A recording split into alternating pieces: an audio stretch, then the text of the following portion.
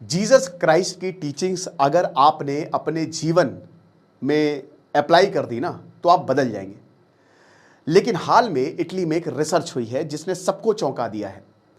Jesus Christ को जब crucify किया गया उसके बाद जिस कपड़े से उनको लपेटा गया उसको कहते हैं श्राउड, और वो आज इटली के ट्यूरिन शहर में रखा हुआ है एक चर्च में। अब इस पर एक रिसर्च हुई जिसमें यह बताया गया कि 40% डीऑक्सीराइबो न्यूक्लिक एसिड, जिसको डीएनए बोलते हैं, जो आपकी जिंदगी बनाता है, फंडामेंटल है आपकी लाइफ का, वो इंडिया का है। यानी कि जेनेटिक लिनेज इंडिया की है। कितनी सच्चाई है इसमें? ओशो अपनी किताब में यह तक बोल देते हैं कि जीसस क्राइस्ट को तो पहलगांव में दफनाया गया। यहां तक 20-22 साल जो जीसस क्राइस्ट के अज्ञातवास के रहे, मतलब पता ही नहीं कि जीसस क्राइस्ट उस समय कहां थे। कहते हैं कि वो भारत आए थे और यहां से सीख के गए थे, बट ये सब एक थ्योरी है। तो रियलिटी क्या है? क्या वाकई में जीसस क्राइस्ट जो है भारत के हैं? चलिए इस पे नजर डालते हैं। पहला एक्सप्लेनेशन, इस श्राउड पे सिर्फ ह्यूमंस के नहीं बल्कि प्लांट्स, एनिमल्स, माइक्रोबायोट्स, इन सब के डीएनए भी मिले हैं। दूसरा एक्सप्लेनेशन, ये कपड़ा हो सकता है भारत से एक्सपोर्ट किया गया हो। भारत हमेशा से टेक्सटाइल हब रहा है।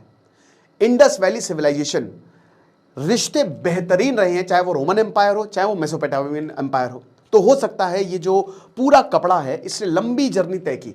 तीसरा, लंबी जर्नी से है, ये कपड़ा मिडिल ईस्ट से आया है, यूरोप से आया है, ये ट्रैवल किया है, कपड़ा अफ्रीका से ट्रैवल किया है, और इसीलिए डीएनए इन देशों के भी, यहां के भी मिलते हैं। अफ्रीका, यूरोप, मिडिल ईस्ट के भी डीएनए आपको यहां पे मिलेंगे, लेकिन सबसे ज्यादा इंडिया के हैं।